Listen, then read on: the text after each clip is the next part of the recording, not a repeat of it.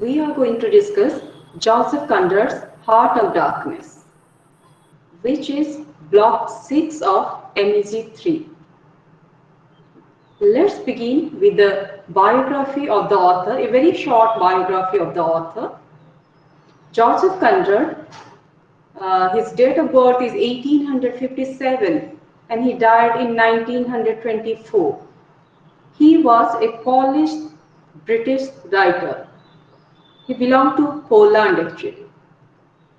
He is regarded as one of the greatest novelists to write in the English language. Though he did not speak English fluently until his 20s, he was a master prose stylist who brought a non-English sensibility into English literature. So you will be amazed to know that he was not an Englishman. He was Polish by birth, belonged to Poland, and he did not know English fluently till his 20s. Still, he mastered the language. And Conrad is considered an early modernist, though his works contain element of 19th century realism. His narrative style and his anti-heroic characters have influenced numerous authors, and many films have been adapted from or inspired by his works. He was writing when the British Empire was at its peak, and Conrad drew, among other things, on his native Poland's national experiences. Okay, I must mention here that his father was a nationalist who fought for the independence of Poland. So his native Poland's national experiences and on his own experiences in the French and British merchant navies, to create short stories and novels that reflect aspects of a European dominated world, including imperialism and colonialism, and that profoundly explore the human psyche. So I repeat here, Conrad drew from his experiences, his Poland's national experience, also his experience from French and British merchant navies, and he created short stories and novels which reflected the aspect of European dominated world. It reflected colonialism, imperialism, and it also explored human psyche. Then some of the prominent works of Conrad, Joseph Conrad, you must have heard of these books: The Nigger of Narcissus, Heart of Darkness, Lord Zine. Then The Inheritors. The Inheritors is a book which he collaborated with Ford Madox Ford. Then Typhon. He also wrote Nostromo. Then The Secret Agent. Another book is Under Western Eyes. All these are novels. Then he wrote The Shadow Line. Okay, you must not confuse this with Amitav Ghosh's Shadow Lines. So he wrote Shadow Line, a novel published in 1917. Then he wrote The Era of Gold, The Rovers, Suspense was his last one, which was left unfinished, Suspense, a Napoleonic novel. So these are the novels of Joseph Conrad. Also he wrote short stories. He also wrote prose pieces. Okay, I'm not going to the details of it. Just remember these key works, the key novels, the main novels of Joseph Conrad. Then let's come to Heart of Darkness. Okay, Heart of Darkness. Heart of Darkness was published in 1899. Heart of Darkness, 1899, is a novella. I told you earlier the meaning of novella. Novella means a short novel. It is between a short story and a novel. It is a medium length. Okay. Say below 100 pages. So it's a novella by Joseph Conrad, Polish-English novelist, about a narrated voyage up to the Congo River, into the Congo Free State in the heart of darkness, which is the heart of Africa. And Charles Marlowe is the narrator of the piece. He is also a character. Charles Marlowe. Charles Marlowe, Marlow. He tells the story to his friends aboard on a boat. He's on a boat, and on the boat, he is telling the story to his friends, anchored on the river Thames. And this setting provides the frame for Marlowe's story of his obsession with the successful ivory trader Kurtz, Kurtz, Kurtz, who is also a central character in the story. So Conrad offers parallel between London, the greatest town on earth, and Africa as places of darkness. This Heart of Darkness is a symbolic title. It has multi-layered meaning. So one meaning is Joseph Conrad finds parallel between London, which is the greatest town on the earth, and Africa, and both are places of darkness. How? We shall discuss later. Then central to Conrad's work is the idea that there is little difference between civilized people and those described as savages. Here is the meaning. There is little difference between civilized people of London and the savages of Africa. Heart of Darkness implicitly comments on imperialism and racism. These are two prime main themes of Heart of Darkness: imperialism or colonialism and racism. Then about the composition and publication of this Heart of Darkness, Joseph Conrad based Heart of Darkness on his own experiences in the Congo. In 1890, at the age of 32, Conrad was appointed by a Belgian trading company to serve on one of its steamers. While sailing off the Congo River from one station to another, from one, we can say headquarter to another headquarter, from one station to another, the captain became ill and Conrad assumed the command. I repeat, Heart of Darkness is based on his own experience, means the Conrad's own experience. When he was 32, Conrad was appointed by a Belgian trading company to serve on one of its steamers boat. While sailing up the Congo River from one station to another, the captain became ill. The captain of the ship or the steamer became ill, and Conrad assumed the command of the steamer. He guided the ship up to the tributary river of Congo, which is Lualaba, to the trading company's innermost station, Kindu, in eastern Congo. And Marlowe has similar experiences to the author. In this book, Heart of Darkness, we find that it is also an invasion into the heart of Africa in the Congo River. So when Conrad began to write the novella 8 years after returning from Africa, he drew inspiration from his travel journals. He described Heart of Darkness as a wild story of a journalist who becomes manager of a station in the African interior and makes himself worshipped by a tribe of savages. A white man's experience in Africa. The tale was first published as a three-part serial in February, March and April in 1899 in Blackwood's magazine. In 1902, Heart of Darkness was included in a book called Youth, a Narrative, and Two Other Stories. It was also published by William Blackwood.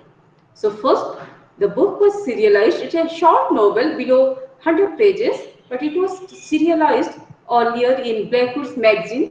After that, in 1902, it was published as a book along with two other writings.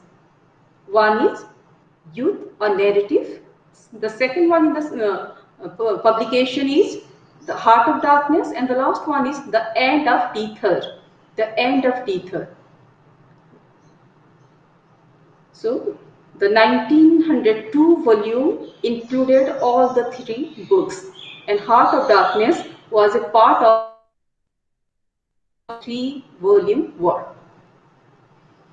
Then in 1917, for future editions of the book, Conrad wrote an author's note where he, after denying any unity of artistic purpose underlying the collection, he discussed each of the three stories and made light commentary on Marlowe, the narrator of the tales within the first two stories. In Youth also, Marlowe is the narrator. The first book, Youth, in that also Marlowe is the narrator. In fact, Marlowe is a character and narrator in many stories of Conrad. Remember that. Now let's come to the summary of Heart of Darkness. We have already summarized books which have more than 800, 900 pages. It's a small book. Heart of Darkness is a short book in comparison to those novels. Still, the summary will not be that brief. It's a novella of less than 100 pages, but it is a dense novel. It's a compact novel with multi-layered meanings. So be attentive. It's like an adventure story into the heart of Africa, undertaken by Marlowe, who had interest in the sea. So let's begin with the story of Heart of Darkness. Be attentive and listen to me. So aboard the Nelly. Nelly is the name of that ship or the steamer. Nelly, Nellie.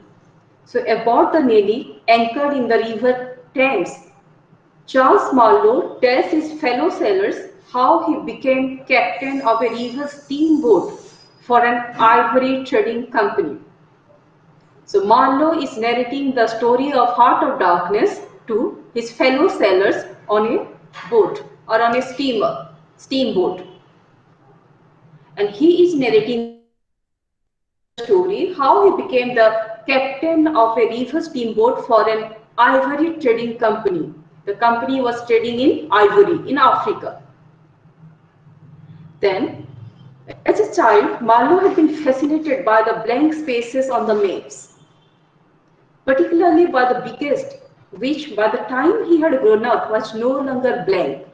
That was Africa, which was discovered by other people, and it was no longer blank in the map, but turned into a place of darkness. It was called a place of darkness, the dark continent, by Stanley. Yet, there remained a big river, okay, and we get a description of the river in the book. The river resembling an immense snake uncoiled, with its head in the sea, its body at rest, curving afar over a vast country, and its tail lost in the depths of the land. So the image of this river on the map fascinated Marlowe. It's a snake or a bird, feeling as though instead of going to the center of the continent, he was about to set off for the center of the earth. He was fascinated by this Congo River. Who? Tell me who was fascinated by the Congo River?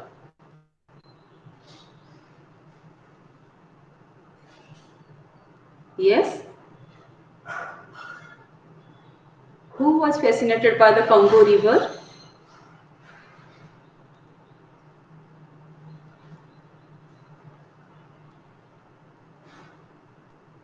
Any answer?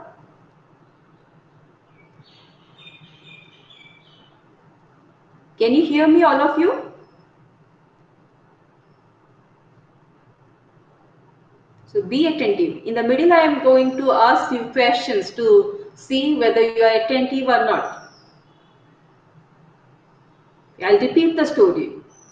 In the beginning, we find that Marlowe, the narrator of the piece, the narrator of the novel, the book, is Marlowe. He is on a steamboat. The name of the steamboat is Nellie, Nellie.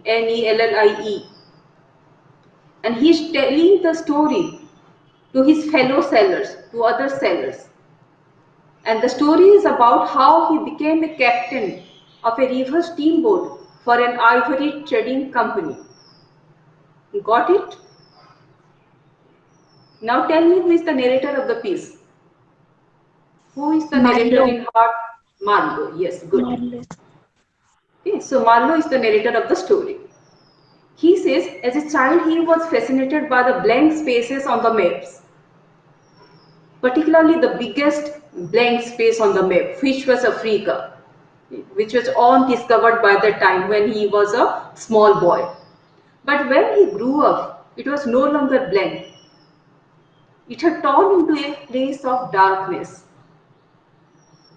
And there remained a big river. He was particularly fascinated by a big river, the river Congo. And in the book, we get a description of the river Congo. It resembled an immense snake uncoiled, with its head in the sea and body in the vast, and body at rest, curving afar over the vast country. So the image of this river on the map fascinated Marlowe as a snake would a bird. He was fascinated by the Congo River, feeling as though instead of going to the center of the continent of Africa, he was about to set up to the center of the earth. He was that excited and fascinated and attracted by the river. Marlowe takes passage on a French steamer bound for the African coast and then into the interior of Africa. So after more than 30 days, the ship anchors of the seat of government near the mouth of the big river. They reach the mouth of the big river. Then Marlowe, with 320 kilometers to go yet, takes passage on a little sea-going steamer captained by a Swedish person. He took another steamer to go deep into it. First he reached the mouth of the river, then he has to go into it. So he boarded another steamboat. He departs some 48 kilometers off the river where his company's station is, the company in which he had gone to work in Africa. Work on the railway is going on. These are important things. How it was a part of the civilizing mission. The European countries, they colonized different African and Asian countries, and they built railways. And railways, they believed, was a part of civilizing mission, but it was for their own convenience when we analyze it. So work on the railway is going on, involved removal of rocks with explosive, and Marlowe enters a narrow ravine to stroll in the shade under the trees. And he finds himself in a gloomy circle of some inferno. It was like in hell. The place is full of diseased Africans who worked on the railroad, and they lie sick and gaunt, waiting for death. Marlowe witnesses the scene horror-struck. We are discussing Block 6, Heart of Darkness by Joseph Conrad. So Marlowe, the narrator, is now in Africa. He had fascination for the Congo River. He has gone to Africa and he is exploring things there. He found that of the Africans, they lead a very miserable life. The people who work on the railroad, they are sick. They are waiting for death. So Marlowe witnesses the scene horror-struck. Then Marlowe must wait for another 10 days in the company's outer station. He sleeps in a hut, in a cottage. At this station, which strikes Marlowe as a scene of devastation, he meets the company's perfectly dressed chief accountant who tells him of a Mr. Korch. And see, this accountant is perfectly dressed. The contrast against the African people who were struggling to survive. In this kind of atmosphere, the accountant has managed to maintain that kind of perfection in dress. Then he tells him of a Mr. Kurtz, Kurtz, which is a central figure in this particular book. And this This chief accountant is in charge of a very important trading post and is a widely respected first-class agent. He thought of Mr. Koch as a very remarkable person who sends in as much ivory as all the others put together. So this Mr. Koch was into ivory business. He collected ivory, as much ivory as all the others put together. The agent predicts that Koch will go very far. He will be someday in the administration before long. And they above the council in Europe, mean him to be. So he had an exalted opinion of Mr. Koch because he excelled in ivory trading. Then Marlowe departs with a caravan of 16 men to travel on foot about 200 miles into the wilderness to the central station, where the steamboat that he is to captain is based. He had to captain a steamboat and he had to reach the place to get the steamboat. On the 15th day of his march, he arrives at the station, which has some 20 employees. 20 employees, and he is shocked to learn from a fellow European that his steamboat has been wrecked, has been damaged in an accident 2 days earlier. So the steamboat in which he was to become the captain, it is in a damaged condition now. He meets the general manager there, who informs him that he could wait no longer for Marlowe to arrive because the off-river stations had to be relieved. And he tells him of a rumor that one important station is in harmful condition because its chief, the exceptional Mr. Koch, the name of Koch is resounded again and again in the whole story. So the interest is built. Who is this Mr. Koch? And this general manager informed that Mr. Koch is ill, sick. Then Marlowe is irritated. He fishes his boat out of the river and is occupied with its repair for some months. It took him months, during which a sudden fire destroys a grass shed full of materials used to trade with the natives. Then while one of the natives is tortured for causing the fire, Marlowe is invited in the room of the station's brickmaker. So till now we have discussed how many characters. One is Charles Marlowe, who is the narrator of the piece. Then his fellow sailors who are listening to his story. Then we are introduced to Mr. Koch. We learn about Mr. Koch, the chief accountant at one station, then the general manager, and now the brickmaker. A man who spent a year waiting for materials to make bricks.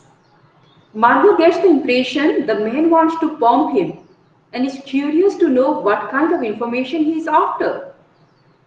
Hanging on the wall is a small sketch in oils. He saw a picture which is very important and symbolic. So Marlowe saw a picture on the wall.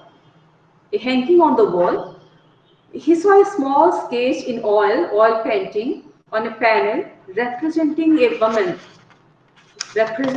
woman draped, covered and blindfolded, carrying a lighted torch. Can you please explain this to me? How is this symbolic? A woman is covered and blindfolded and she is carrying a lighted torch. I said it is symbolic and it is connected to imperialism, to colonialism. How? That picture.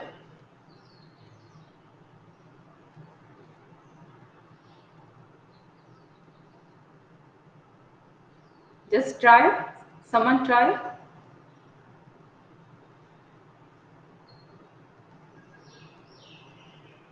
If someone is blindfolded, means not able to see, isn't it? Not able to see the condition, the situation around him or her, her. And the person is carrying a lighted torch. to show light to others. We stand for the civilizing mission of the Europeans in African continent. So they have no knowledge of the African condition. They have no sympathy for the people. They do not know about their culture, their rites, rituals. Still, they want to carry the torch of civilization to the African continent. So it is paradoxical.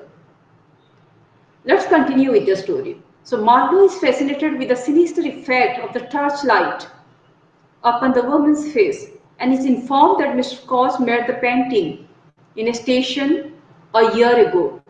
So who made the painting? Mr. Koch. The brickmaker calls Koch a prodigy, an emissary of pity, of science, of progress. And he feels that Koch represents higher intelligence, wider sympathies, a singleness of purpose, and needed for the cause of the European trust the company with. So the man predicts Koch will rise in the hierarchy within 2 years and then makes the connection to Marlowe. If the person says that the same people who sent him specially also recommended you. So we know that Koch was a European person, not African, remember. Marlowe is also European. That you have to remember in mind because you are also going to write character sketch of these persons. So Marlowe is frustrated by the months it takes to perform the repair of his boat. It is delayed by the lack of proper tools and replacement parts of the station. He learns that Koch is not admired but rather resented by the manager. The manager did not like Koch, though he was admired by other people. Once underway, the journey of the river to Koch stations took 2 months. The steamboat stops briefly near the abandoned hut in the riverbank where Marlowe finds a pile of wood and a note. So Marlowe finds a pile of wood, a heap of wood, and a note indicating that the wood is for them and that they should proceed quickly but with caution as they near the inner station. So he went on with the journey. Marlowe went on with his journey. On the way, he met people. And everybody was talking about that particular person, Koch. The journey pauses for the night about 8 miles below the inner station. In the morning, the crew awakens to find that the boat is enveloped by thick white fog. From the river bank, they hear a very loud cry, followed by a discontent clamor. A few hours later, as safe navigation becomes increasingly difficult because it was thick fog, so navigation was difficult.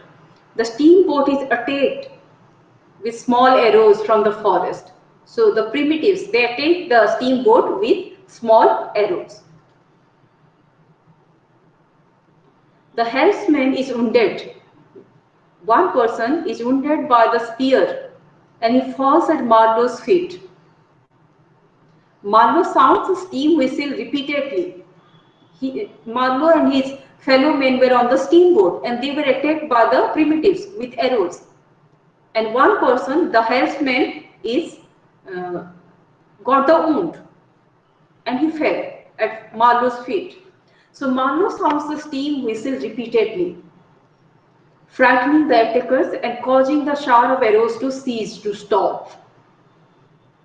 Marlowe and a pilgrim, and pilgrim is the word for those European people in Africa, because they had come on civilizing mission carrying the Christian church to the heart of Africa. So Marlowe and a pilgrim, they watched the helmsman die. The person died. In a flash forward, we find Marlowe notes that the International Society for the Suppression of Savage Customs had commissioned Koch to write a report, which he did eloquently. He wrote it. And he added a handwritten postscript to that report. Here, he wrote, "Exterminate all the brutes." The line is important. When we discuss about the character of Koch, we have to mention this. He believed in exterminating or killing all the brutes, the primitive people. So, Koch made a report which was commissioned by the Society for the Suppression of Savage Customs, and in that report he added a postscript in which he mentioned exterminate all the brutes.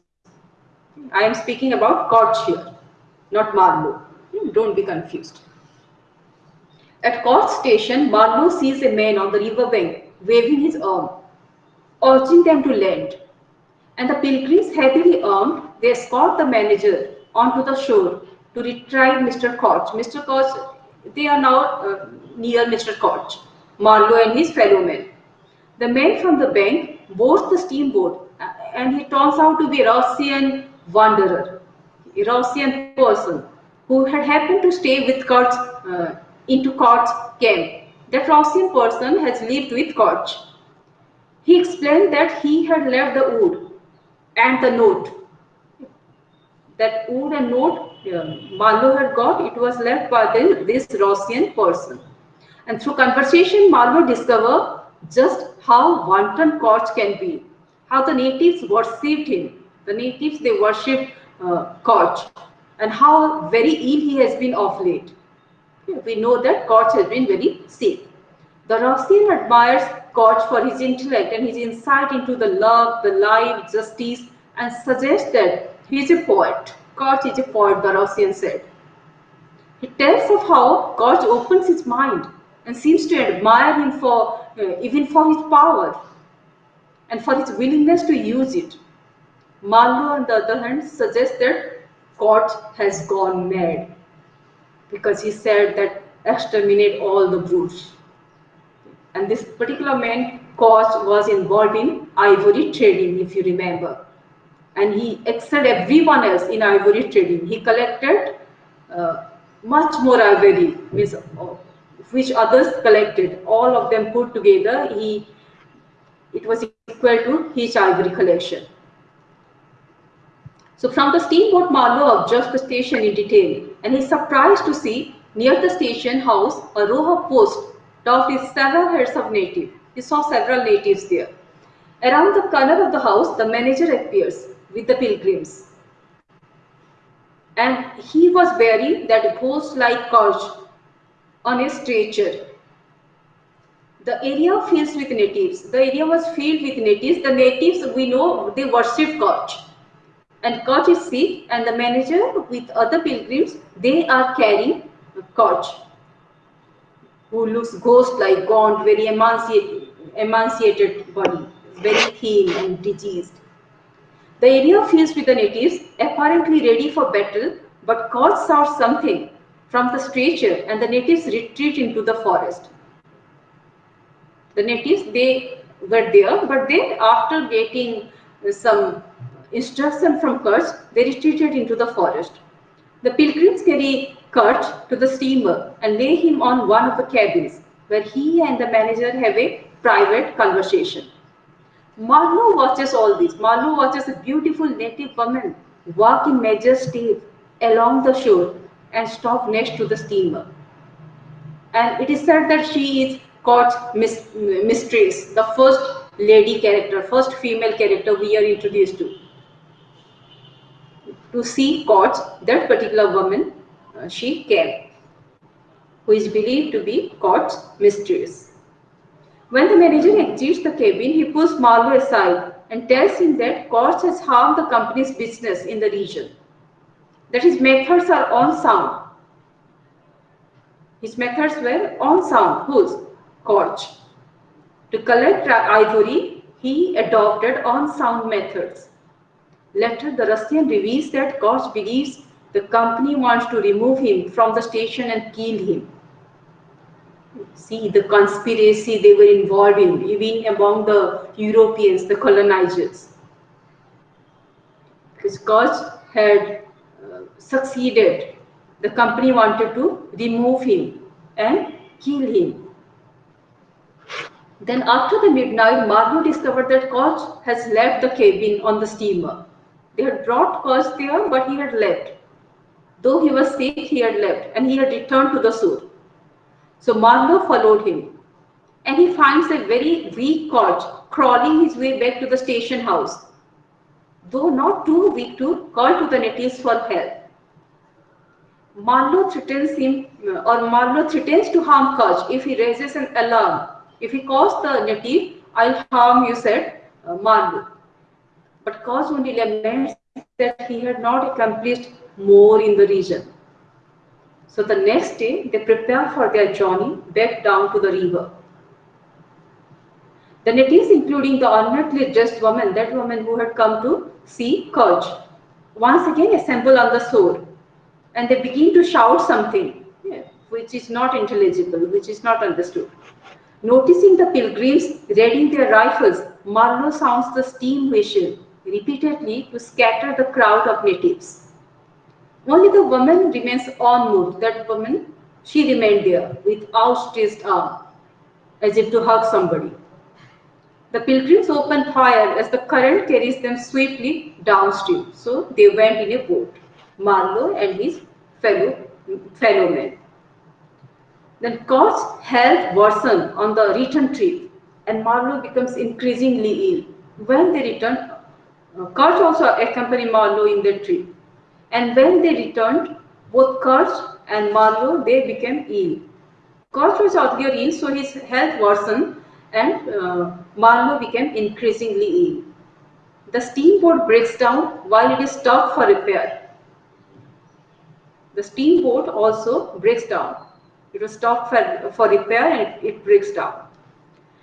Then Koch gives Marlowe a packet of paper. Koch is now very ill, almost on the verge of death.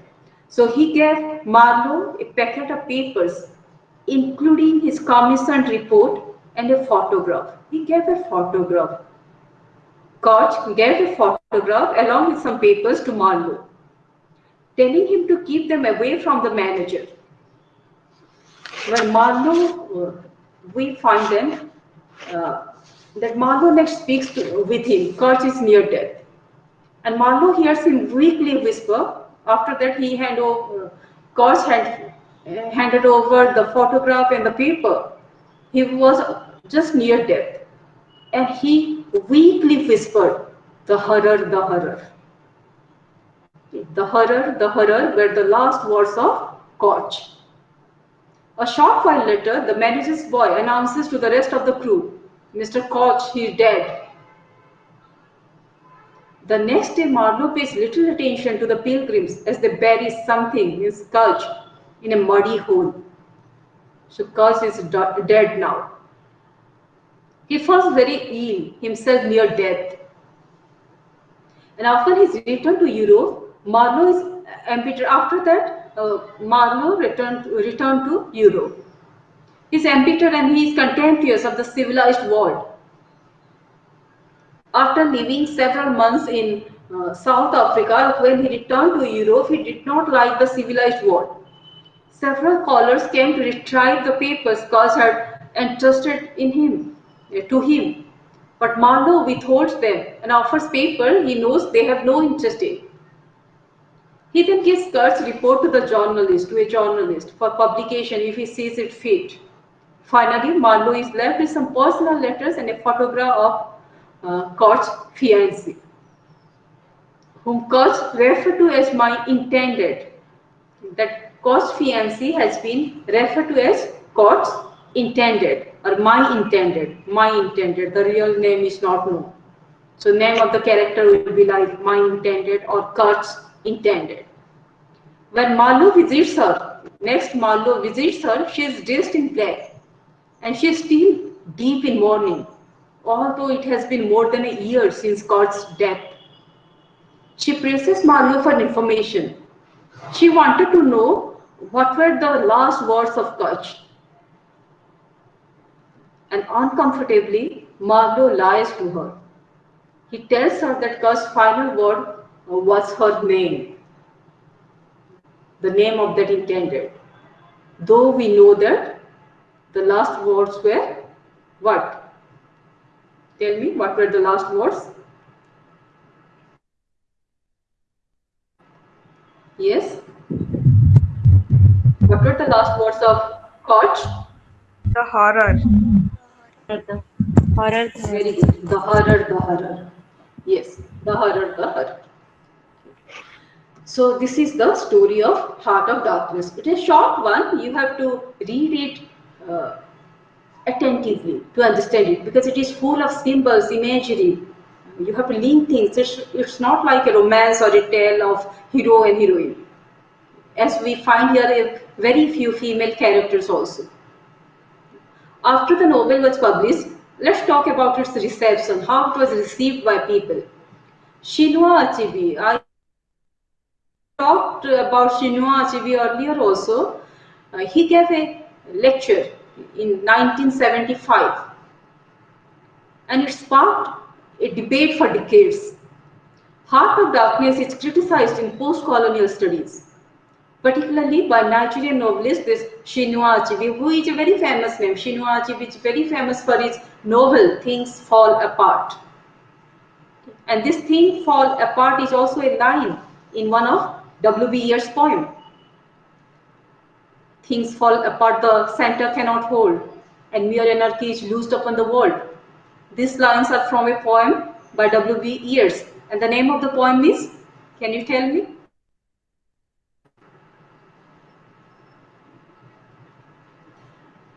The Second Coming. The Second Coming. Okay, let's come back to the reception of The Heart of Darkness.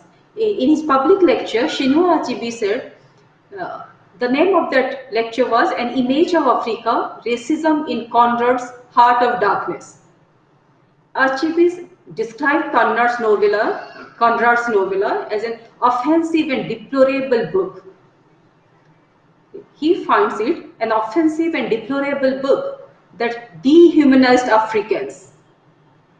Achebe argued that Conrad incorrectly depicted Africa as the antithesis of Europe and civilization. Conrad depicted Africa as the antithesis, the opposite of Europe and civilization, ignoring the artistic accomplishment of the people who lived in the Congo River basin at the time of the book's publication.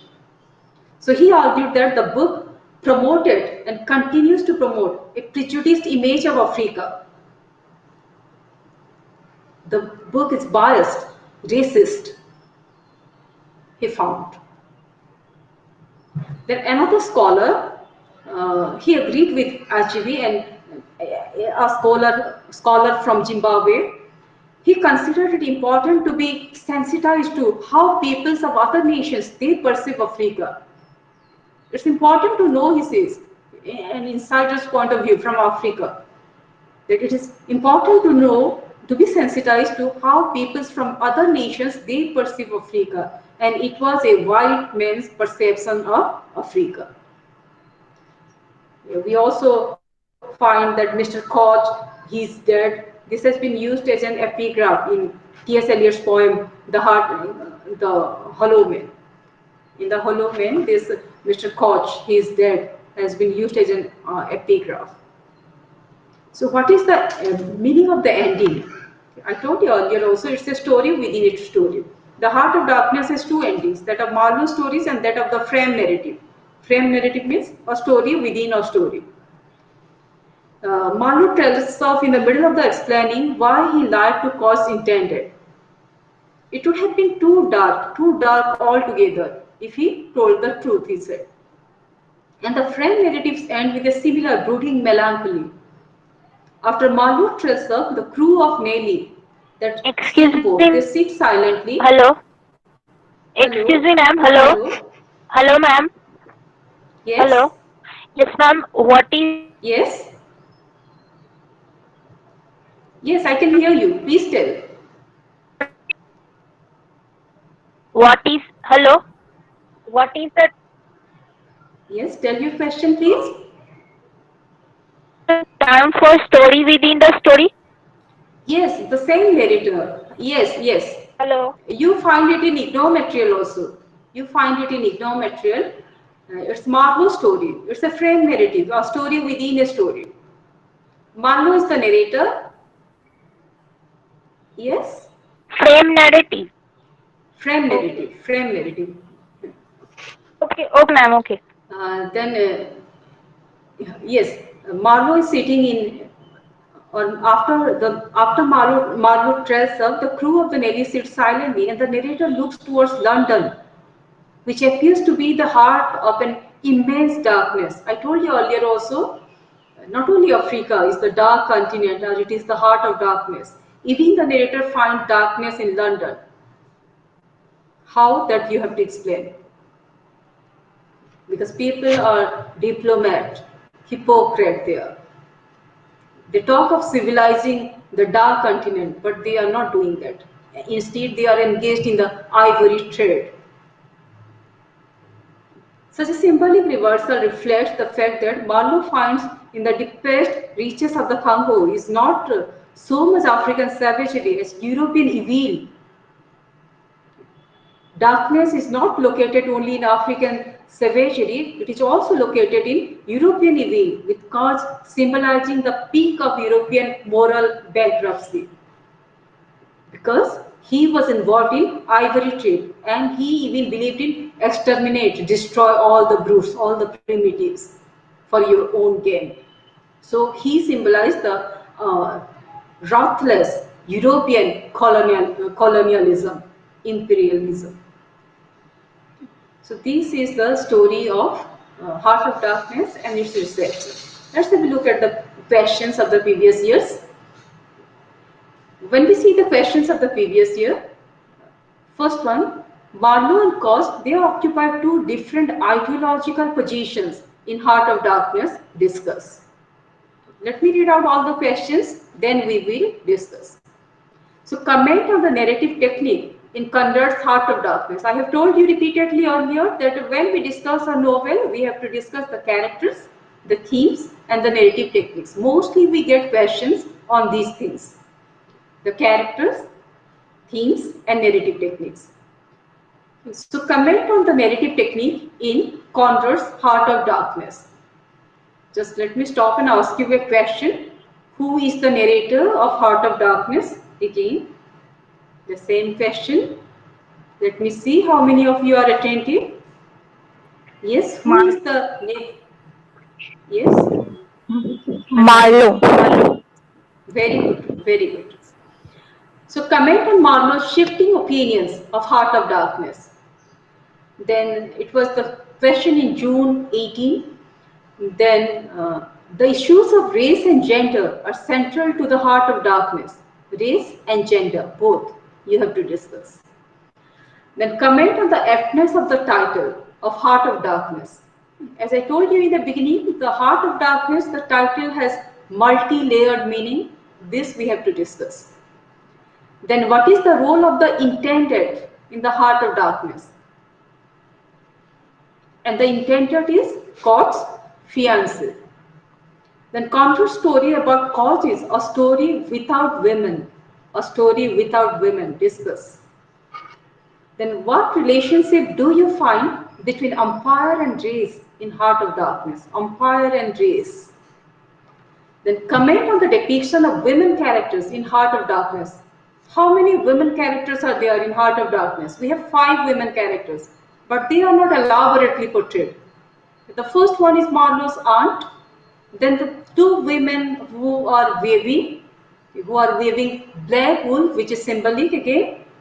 Then, so 3, and the rest were that court's mistress, and another is the intended or my intended, what courts say. So depiction of women character. Then how does the structure of the novel Heart of Darkness contribute to our understanding of the text? Then December 15 question was, show how Marlowe's The Heart of Darkness is a journey into the inner recesses of the human heart of darkness. It's a journey into inner recesses of human heart of darkness. If we talk of it as an adventure story, we hardly find adventures here. The real adventure is the adventure into a man's heart.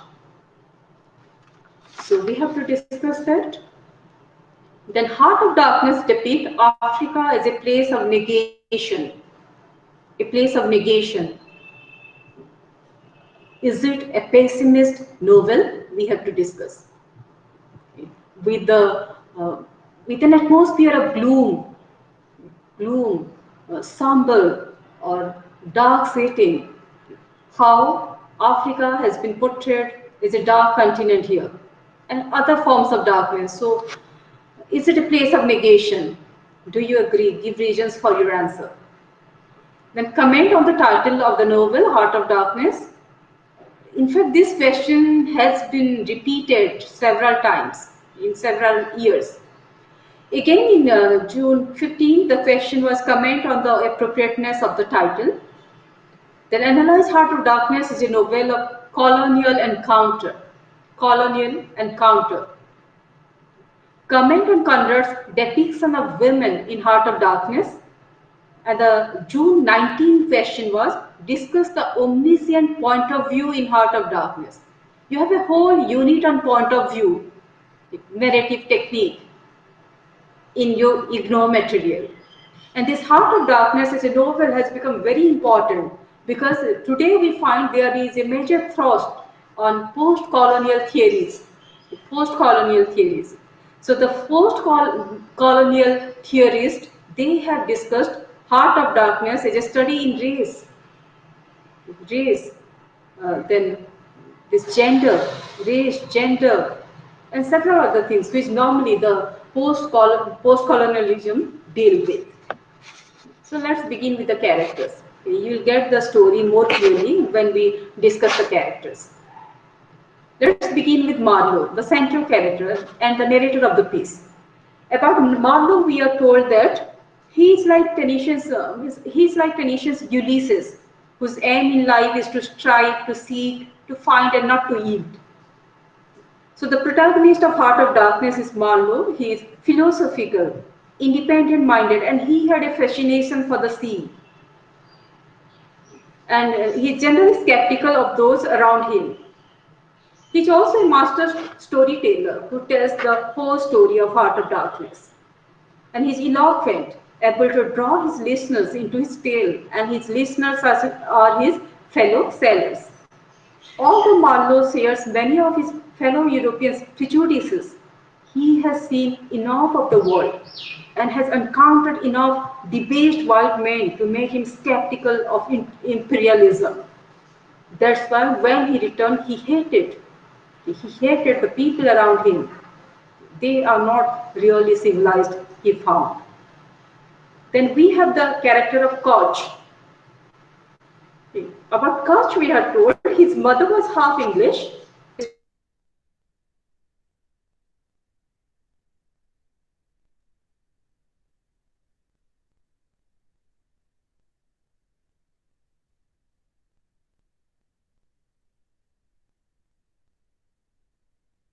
his mother was half English. Then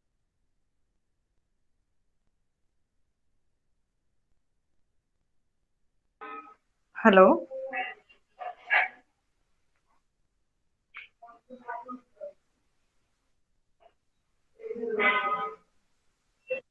Hello? Hello? Ma'am, your voice is not coming.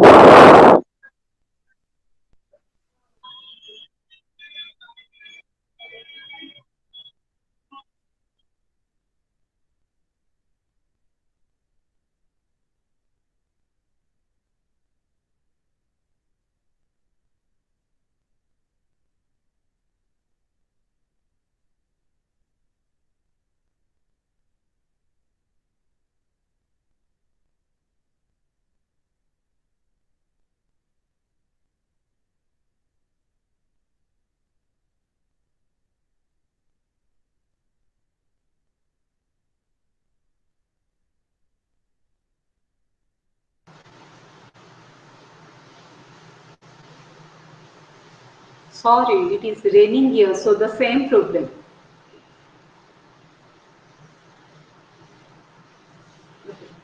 resume. So we were talking about Koch. He was a fine painter also, and he had made that portrait of the lady, the blindfolded lady carrying a torch, which stands for the civilizing mission of the European in Africa. And he had the ability to lead men. Koch is a man who understands the power of words, and his writings are marked by an eloquence that upstairs the horrifying message. For example, that exterminate the brood. Although he remains an enigma even to Marlowe, Koch clearly exerts a powerful influence on the people in his life. And his downfall seems to be a result of his willingness to ignore the hypocritical rules that govern the European colonial conduct. So, in the end, we find that he died. He is a representative of the white man in Africa. Then we find characters like the general manager, the brickmaker, the chief accountant, pilgrims are there, cannibals also, cannibals. And how we find the natives they hired as the crew of the steamer. The cannibals are hired as crew of the steamer. Surprisingly reasonable and well-tempered bunch. And when a person died, they did not, cannibal means man-eater, but they did not eat the men. It shows that even the cannibals are controlled. They have controlled their greed, but the European greed it needs no bound. Then the Russian trader, we have the helmsman who died after being attacked by the natives. Then the Kurt's African mistress is there, who is a kind of dark and exotic lady. Then Kurt's intendant is there, a photograph. Kurt hands over to Marlowe, and Marlowe returns to meet her. Marlowe meets her, and that girl, and he told that the last words Marlowe uttered was her name. Then we have Marlowe's aunt, the men who were on the board in the ship or in the steamboat Nelly. So these are the characters we have to discuss, but the main characters are Marlowe and Koch. Then you also often get questions on the female characters. So these can be 3 questions. Then let's come to the themes. Themes, as you know, are fundamental and offer universal ideas explored in a literary work. Here the themes will be the hypocrisy of imperialism, The Heart of Darkness explores the issues surrounding imperialism in complicated ways. As Marlowe travels from the outer station to the central station, and finally up to the river to the inner station, he encounters scenes of torture, cruelty, and near slavery. At the very least, the incidental scenery of the book offers a harsh picture of the colonial enterprise. The impetus behind Marlowe's adventure has to do with the hypocrisy inherent in the rhetoric used to justify imperialism. The men who work for the company describe what they do as trade, and their treatment of the native African is part of a benevolent project of civilization. But they do civilize these people. Koch, on the other hand, is open about the fact. While other Europeans are hypocrites, Koch is quite eloquent about it. He says openly, exterminate all the brutes. He does not trade, but rather takes ivory by force. And he describes his own treatment of the natives with the words suppression, extermination. He does not hide the fact that he rules through violence and intimidation. Who? Koch. His purpose honesty leads to his downfall, as his success threatens to expose the evil practices behind European activity in Africa. Isn't it? That's why they wanted him to leave the place or wanted to kill him, because it was an exposure to the evil practices associated with imperialism, colonialism. Then another thing can be the madness as a result of imperialism. Madness is closely linked with imperialism in the book. Africa is responsible for mental disintegration as well as physical illness. And madness serves as an ironic device to engage the reader's sympathies in the book. Cause Marlowe is told from the beginning is mad. And madness is also the result of being removed from one's social context and allowed to be the sole arbiter of one's own action in a dark continent. So madness is thus linked not only to absolute power, but a kind of moral genius, to a man's fundamental fallibility. So people are mad for ivory in Africa, for power, for different things. Madness is a result of imperialism. And they become literally mad, they suffer mental disintegration and physical illness due to the difference in surrounding atmosphere. Then obscenity of evil. Evil has a place in the book. It explores the hypocrisy, the ambiguity, the moral confusion. It explores the idea of the proverbial choice between the lesser of two evils. Which evil to choose? As the idealistic Marlowe is forced to align himself with either the hypocritical or the malicious colonial bureaucracy or the openly malevolent root-defying cult, it becomes increasingly clear that to try to judge either alternative is an act of folly. How can moral standard or social values be relevant in judging evil? Whether you get ivory by force or by persuading, both are evil. So how can moral standard or social issues be relevant in judging evil? Then futility, several images throughout Heart of Darkness suggest of European presence in Africa. Then we also find a lot of contradictions and ambivalence. Contradictions appear everywhere in Heart of Darkness, and particularly with respect to European characters, who serve as living embodiments of imperialism. Contradictions also abound in Marlowe's outlook on colonialism, as well as in his ambivalent views on life. He opens his story by describing his belief in the idea of colonialism. He is persuaded by his aunt to go to Africa, carrying the torch of civilization. Yet he goes on to tell a long story about the horrors of the Belgian mission in Congo. A similar tension affects Marlowe's treatment of Africans. He finds it repulsive that Europeans mistreat African laborers at the stations along the rivers, those coolies, those laborers who were engaged in railway work. However, Marlowe fails to see Africans as equal. So we find contradictions and ambivalence in his own attitude and behavior towards the African and the European mission of colonialism. Then we find hollowness throughout the journey. Marlowe meets an array of people who are characterized by their hollow, their emptiness, reflecting the way imperialism robbed European of moral substance. So apart from all this, one substantial theme is suggested by the title itself. The most prominent theme has been suggested by the title itself. Tell me that. Which one? Ma'am, The theme darkness. of, very good, very good. The theme of darkness.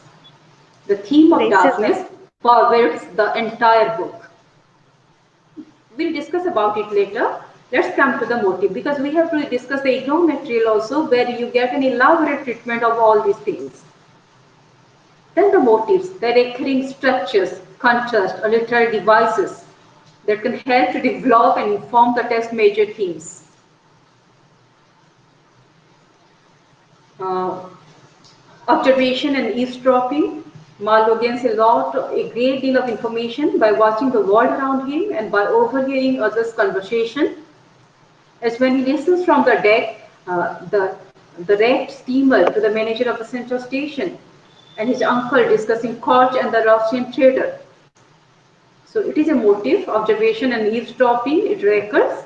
Then interiors and exteriors, the comparison between interiors and exteriors, what appears and what is inside. It is also a motive. Then darkness. Darkness has been also used as a motive. Darkness is important enough conceptually to be part of the book's title. However, it is difficult to discern to see exactly what it might mean, given that absolutely everything in the book is clothed, is covered in darkness. Africa, England, Brussels, Belgium are all described as gloomy and somewhat dark even when the sun is shining brightly. These places have been described as dark. Darkness thus seems to operate metaphorically and existentially rather than specifically or literally. Darkness is the inability to see. This may sound simple, but the description of the human condition, but as a description of human condition, it has profound implications. Failing to see another human being means failing to understand that individual and failing to establish any sort of sympathetic connection or communion with him or her. It is also a darkness, the dark recess of human heart.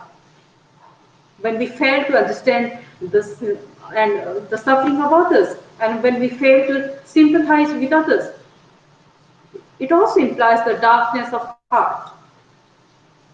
So heart of darkness has multi-layered meaning, a lot of meanings. We will discuss further about it. Then symbols.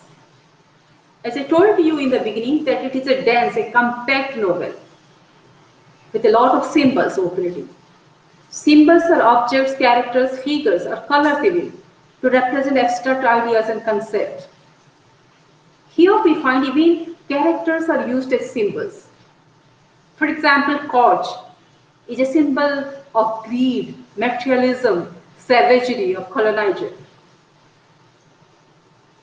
who are on civilizing mission in Africa, but really they are exploiting the land and its people. In the same way, we can talk about Marlowe. Then other symbols are fog. Fog is a sort of corollary to darkness. Fog not only obscures, it distorts. It gives just information to begin making decisions, but no way to judge the accuracy of that information, which often ends up being wrong. And we see that Marlowe's steamer is caught in the fog, meaning that he has no idea where he is going, where he is heading toward. And he has no idea whether peril or open water lies ahead. So fog, F-O-Z, for uh, lack of clarity. It's a symbol of lack of clarity of one's action, of one's vision or behavior. Then the women characters. The women characters are also symbolic. I told you that there are 5 women characters who are not elaborately portrayed, just hinted. One is aunt of Marlowe, who asked him to carry light of civilization to South Africa. Then we have 2 women knitting black wool outside the company gates at Brussels. 2 women, they were knitting black wool. Mark, the color is black. Black wool outside the company gates at Brussels. And they are symbolic of blind fate working to cause disaster and ruin. It's a kind of prophecy of the whole thing, a foreshadowing of the whole thing. Then both Koch's intended and his African mysteries, they function as blank slates upon which the values and the wealth of their respective societies can be stayed. Marlowe frequently claims that women are the keepers of naive illusions. Although this sounds condemned, it's like it should be condemned, criticized. Such a role is in fact very crucial. And in return, the women are beneficiaries of much of the resulting wealth. They become the objects upon which men can display their own success and status. So it's important to discuss about the women character. And you got many questions, or several years the questions, means in the end semester, the questions were on women characters. The depiction of women character in Joseph Conrad's Heart of Darkness. I think you know that you get one question from one book. You have been prescribed 9 novels in this MEG3 British novels. You have 9 novels in your course and you get 9 questions in the exam. You have to answer 5. You get 9 questions in the exam and you have to answer 5, each getting 20 marks. You get one question from each novel. You get one question from each novel. Then when we are talking about the symbols, the river Congo, it is simple. The Congo River is the key to Africa for Europeans. It allows them to access the center of continent without having to physically cross it. And in the beginning, I quoted some lines where the Congo River has been compared to a serpent, a snake. Snake, we always know, is a symbol of temptation. Temptation. You must be knowing the biblical story of Adam and Eve, which was the subject of Milton's Paradise Lost. So how Adam and the first man and Eve, the first woman, were leading a blissful life until Eve was tempted by Satan in the form of a serpent. So serpent has traditionally been associated with temptation, greed. So you can, from every line, you can extract meaning in Heart of Darkness. So comparing the river Congo with serpent means it is associated with greed of the colonizer. The temptation to go to Africa in search of ivory and other things. So it is symbolic. The river also seems to want to expel the Europeans from Africa altogether. Its current makes travel off river slow and difficult. But the flow of water makes travel down river back towards civilization, rapid and seemingly inevitable. And Marlowe's struggle with the river as he travels upstream towards Kerch reflects his struggles to understand the situation in which he has found himself. The ease with which he journeys back downstream, on the other hand, mirrors his acquaintance to Kerch and his choice of nightmares. So river can have an extended symbolic meaning. Next, come to the IGNOU material. Did you understand till this? We discussed the background to the story. We discussed the author. We discussed the story, the summary of Heart of Darkness. Then we talked about the questions of the previous years. We talked about the themes and the characters, the main characters especially, Koch and Marlowe, and the women characters. You also knew about the other characters in the novel or novella. Then let's come to the IGNOU material. Did you understand till this? Any question? Any question?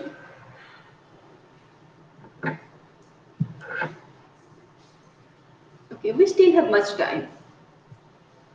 Then let's come to the IGNOU material. In the IGNOU materials, we find an intellectually engaging discussion of Heart of Darkness. The standard is really very good.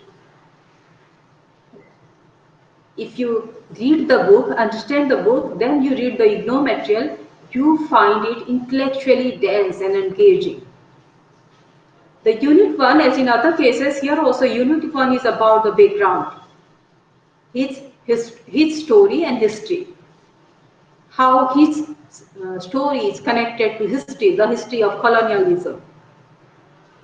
Here we get a glimpse of Joseph Conrad and other things like the white man in the heart of darkness, so many things about the background. Thoroughly read it. Read it well. Unit 1, the story and history. Here the title of the text has been discussed, Heart of Darkness.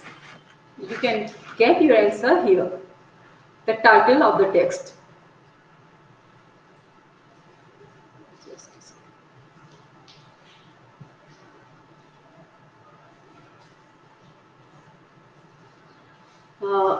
Then we find here, when we discuss the title, let's talk something about the title. When we discuss the title, we first discuss the physical darkness. The physical darkness, the dark African continent. Stanley has called Africa the dark continent due to its primitive and its unexplored nature. Then we have to explore the inner darkness, the darkness of man's heart, the darkness of the civilizing mission in Africa, the darkness of the white man's heart. So Mando's journey into the heart of Africa is also a journey into his own self-conscious. That is also the inner darkness he explored. Then dark practices. The novel also talks of the dark practices like the rites and rituals, the unspeakable rites and rituals of the primitives. Dark practices. Then we also find something very sinister and dark in the conspiracy and the plotting in the ivory trade that was going on in Africa or near the Congo River. The conspiracy and the plotting in ivory trade. Then finally, London is as dark as Africa. The narrator says London is as dark as Africa, meaning the inner darkness of man, his hypocrisy, the contradictory nature of civilizing mission in Africa. All these are dark things, much darker than the darkness of Africa. The book is considered a pessimist novel, as the atmosphere is serious. Throughout we find that the atmosphere is serious, grim, somber, sinister, gloomy. The whole narrative is tinged with a sense of depression, melancholy, so dark. So when you answer the question of the title, you have to explore the different layers of meaning associated with the word darkness. It does not simply operate on a literal level. It operates on a symbolic level. So that you have to discuss. The point of view. The point of view. In a realistic novel, generally speaking, the narrative voice is omniscient. We find an omniscient narration, third-person omniscient narration. The identification between the omniscient narrator or the implied author and the historical author is almost complete. We find the comment of the narrator, the third-person omniscient narrator, is the voice of the author. And he is the reliable narrator whose point of view is God's eye view, we find, which decides what is right and what is wrong. So the omniscient third-person narrator comments on the whole book, the characters, the situation, and decides what is right and what is wrong. And we accept that. Very little is left in terms of open-endedness and ambiguity.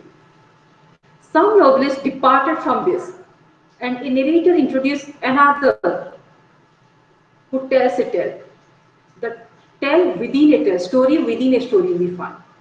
For example, in Wuthering Heights, we discussed the narrative techniques of Wuthering Heights elaborately.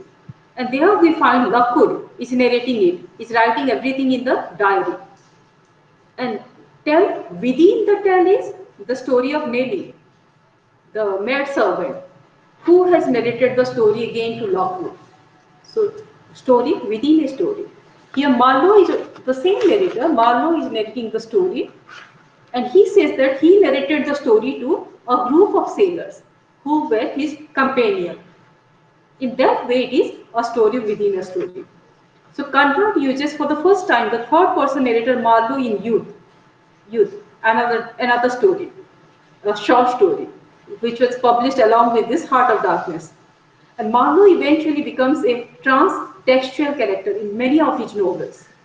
He has used the narrator Marlowe in many of the novels. Joseph Conrad has used Marlowe in many of his Excuse me, novels. ma'am. Hello, Yes, ma'am.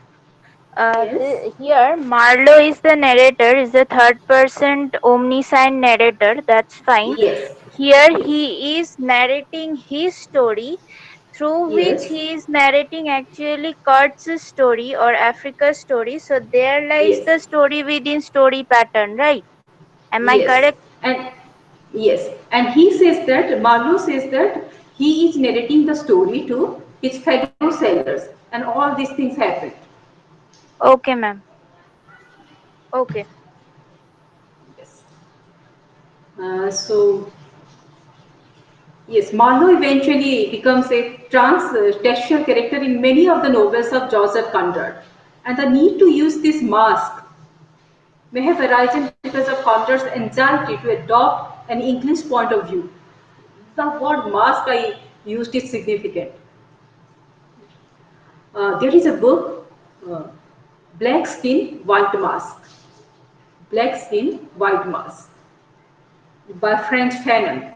French Fanon has written many books about the African experience, and the people who are civilized and they go to suppose people from Africa who are educated and they live in England or some other European countries as intellectuals. They were uh, so one sorry black skin. They have black skin, but they behave like white men, white mass. That is one of the important thing in post-colonial theory. So here, this Joseph Conrad is a policeman from Poland. He is wearing an English mask.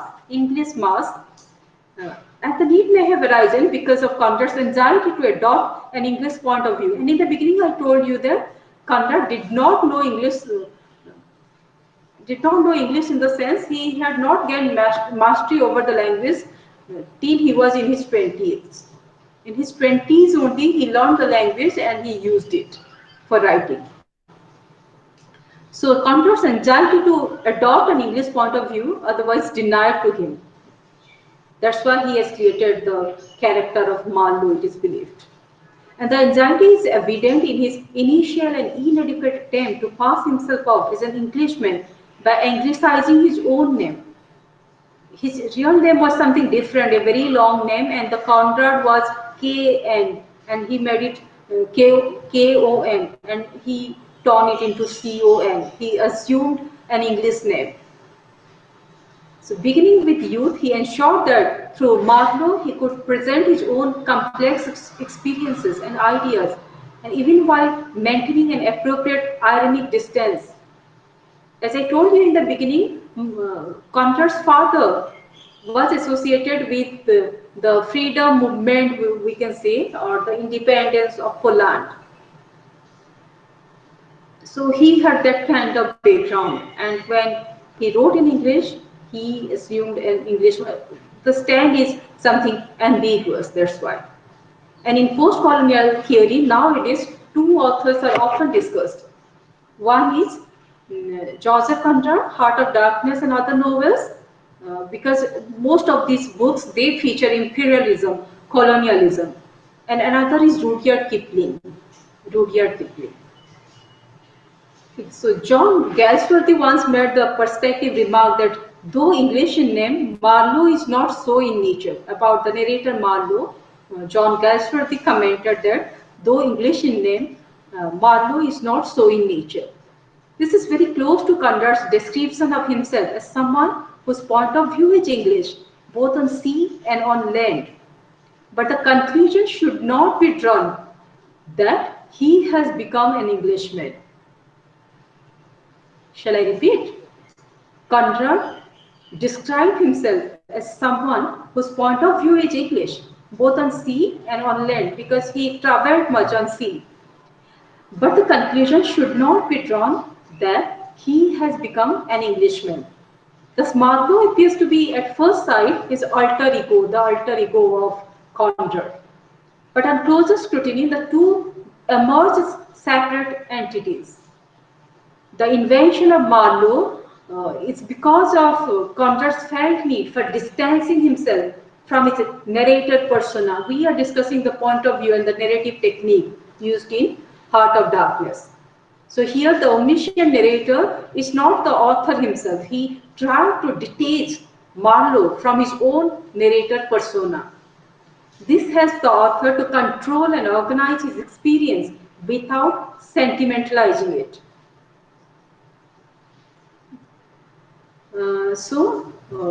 Another comment we have about, a critic has commented about the difference between Marlowe and Conrad, that Marlowe, a modern English gentleman and ex-officer in Merchant Navy, was an embodiment of all Conrad could wish to be if he were to become completely anglicized. And since this was not the case, and since he did not quite share his hero's point of view, there was no need to identify himself with Marlowe either emotionally or intellectually. So, Marlowe is not Conrad. That he made clear. The narrator who introduces Marlowe does so as an outsider who has an idealized view of England to win over the English reader, as it were. And this could have occurred nowhere but in England, where man and sea interpenetrate. In England, man and sea, they interpenetrate. Thus, Conrad uses a double vision. Conrad uses a double vision for a very complex response to English imperialism, and by implication to European imperialism. So, narrative technique is important. You must read it line by line. The things which has been told about the narrative technique. That point of view part from IGNOU material, read it thoroughly. It's important.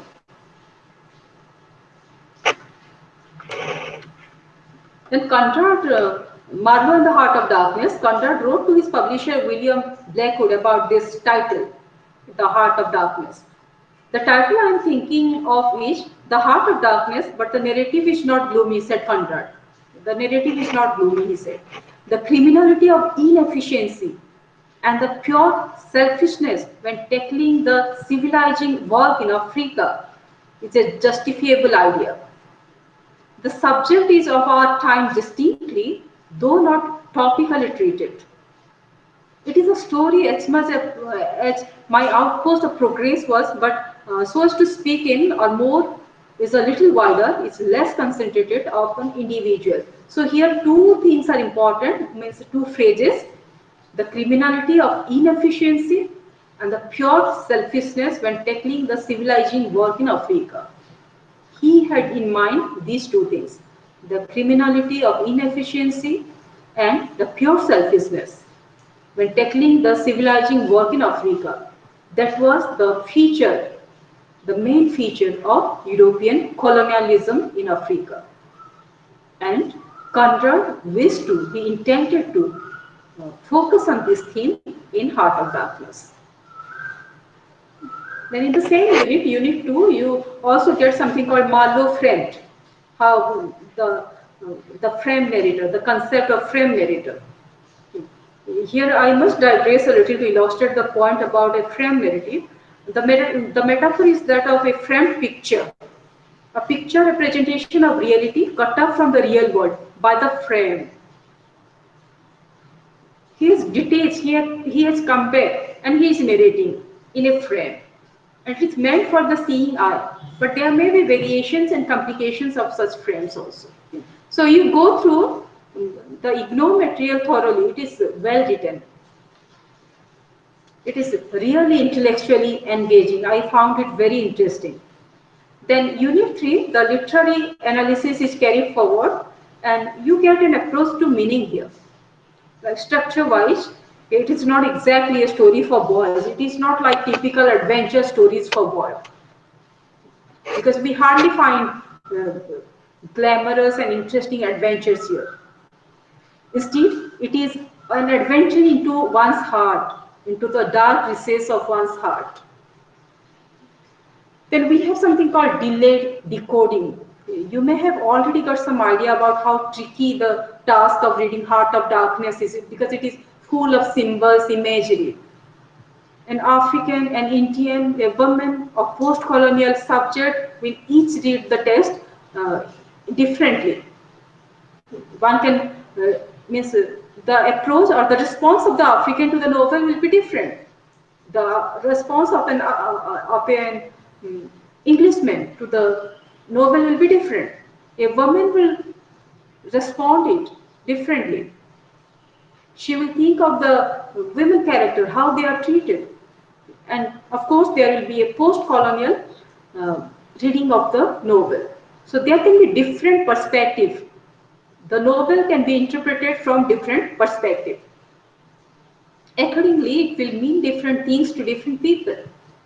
Not in the sense of its literal ambiguities. It's not that literal ambiguity is there, or on the surface it is different meaning, but because the subject positions of the reader. Because the readers can have different subject positions, so they will interpret the text in different ways. So an approach to the meanings. Conrad breaks the story into three sections. Let me tell you again that first, Marlowe travels from Europe to Central Station. So first story, we can divide the story into three sections. First, Marlowe travels from Europe to the Central Station. In the second, he travels from the Central Station to the inner station, where he finds Korch. Then, in the third, he returns to Europe. So the plot similarly is a straightforward one, following the convention of a tale within a tale, a story within a story, where a story is told by a British gentleman to other gentlemen, and that British gentleman is Marlowe.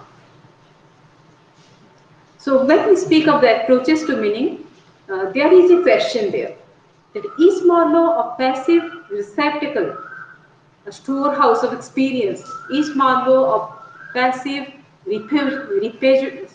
repository of experience? That has been discussed elaborately here. The author the author of this material says that I have drawn your attention to the view expressed by some critics that Conrad, and even while appropriating the genre of adventure story, was subverting it. He has appropriated, or Conrad had employed the genre of adventure story, but he has subverted it. Instead of using action as it was commonly understood, and which was such an important component of any adventure story, he relied on just the opposite, inaction. We don't find much action in Heart of Darkness. He relied on inaction, passivity in this adventure story. So it is contradictory, paradoxical. Then Marlowe's adventure then is an inner one, we find. Marlowe's adventure is not going into different places. It is an inner one. Accordingly, we notice that his understandings are conveyed immediately, and we have to wait for another dimension to unveil, to reveal. This is for us what Ian Van has so aptly called delayed decoding. You have that heading, delayed decoding. What is the delayed decoding? The decoding of meaning, deconstruction of meaning in a literary text. So that delayed decoding is the decoding of inner self, revealing the inner voice. So that is unit 3 of IGNOU material. In IGNOU material, unit 3, you find approaches to meaning, several other things or different points of view, the book has been viewed under different perspectives. You get a lot of meaning from here. You get an insight into the novel, a rich understanding of the novel. Then Unit 4 is very, very important to answer questions in the exam. Unit 4, Race, Empire and Gender in Heart of Darkness. Race, empire and gender are three themes in Heart of Darkness. Race is a theme, empire and gender. These are three major themes in Heart of Darkness. So when you see the content of that unit, under race we have the Europeans, Marlowe again and Koch, the natives. Here we find the characters. So Unit 4, we find a study of themes and characters. Then again see gender. Under gender you find the women, white, the women, African, the woman, intended. So under gender we find different women characters. Under race also we find some characters, the male characters. So the primary aim in this unit is to analyze some characters in the novella, keeping in view the main issues of race, gender and empire, which are the themes of the novella. So in Unit 4, you find themes and characters. Read it thoroughly, elaborately, to know about themes and characters, or to write your answer on questions, if you get questions on themes and characters. Then Unit 5, the lengthening shadow. The lengthening shadow. Ambiguities and ambivalence. Here again the title, Marlowe on Koch. These are the things which have been dealt with in Unit 5. Several critical reception. Normally, when we find a trend, in fact, in all the IGNOU materials in different blogs, while discussing these novels, I found that the first chapter is on background, the author and the literary, cultural, social, cultural background of the period. And the last unit is generally on the different critical approaches towards the text, or the reception of the text. And the middle units are mostly on themes, characters and narrative techniques. So you have to read it and prepare it accordingly. Are you reminded of something when you find the character of Marlowe? I had to be very simple because I know that you come from different background. You may